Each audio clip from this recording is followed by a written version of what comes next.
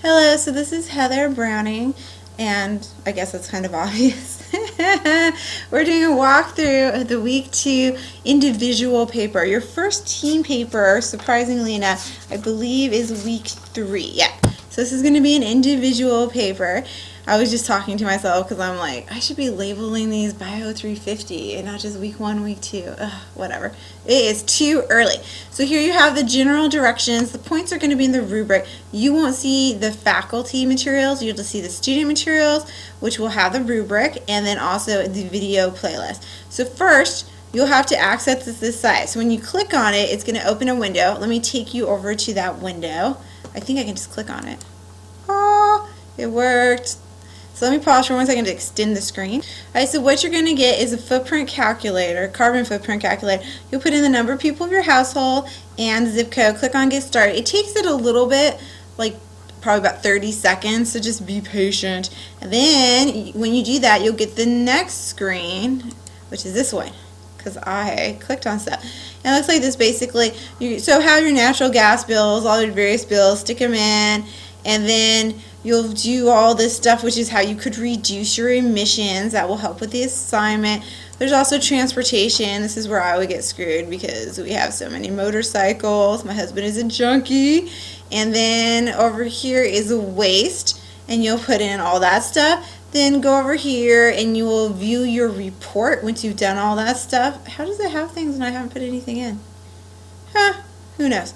Alright, anyways though, I guess because it still has 2 people, and it has my zip code. You now know I live in 93536. Oh no, what will we do? Okay, so you're going to view your report. Now let's go over to the rubric to see what you need to include in your actual little mini paper. I hit pause. Alright, so this is the rubric that you get when you download it. You see that it's just the table, unlike the labs where I give you the lab afterwards too. Eventually we'll probably add notes to the labs, but we have just done a whole revamping of this class to make your life so much easier, which is very nice. Okay, so you can see this assignment is only out of 4 points, so it's 4% of your grade, not too shabby, nice. So for 1 point, you're going to report your household's annual carbon emissions. So that's going to be the 0.25 points. You can compare them to the average house in the U.S. Are you above or below that average? Another quarter point. Half a point for some of the reasons why you're at that level, okay? Then you explain the impact of carbon dioxide emissions on the environment, half a point.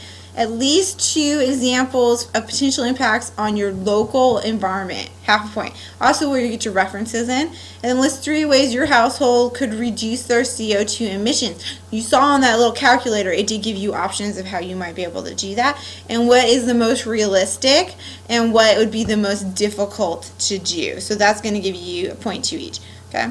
So basically, if you look at this, I really care about when you start to analyze stuff and research. Okay, then you're going to have a half a point for grammar, format, word count, all that stuff. And then you're going to have a point for correct APA citations. I need you to have at least 3 of those suckers, 3 full references, so 3 separate sources. So that could be the textbook for 1, but then you're going to need outside. I would guess that you end up using the EPA because you have the report there. So that's like 2 right there. And you just need 1 other one, which you'll get probably from this impact section, right? So not too bad. Basically, just remember also you are writing a report, but you still need to have APA. So you'll have a title page, an introduction, your thesis. Then you'll talk about these things. I would say, I would probably merge these into 1 paragraph. Would I do that? No, I'd have 1 paragraph, 2 paragraphs, 3 paragraphs, then conclusion. It would just make more sense in my head. Feel free to use headings. You know, I just really love them. And the conclusion would wrap it all up, and then at least 3 sources for your APA citations. Make sure you have in-text matching in-text citations for all of them.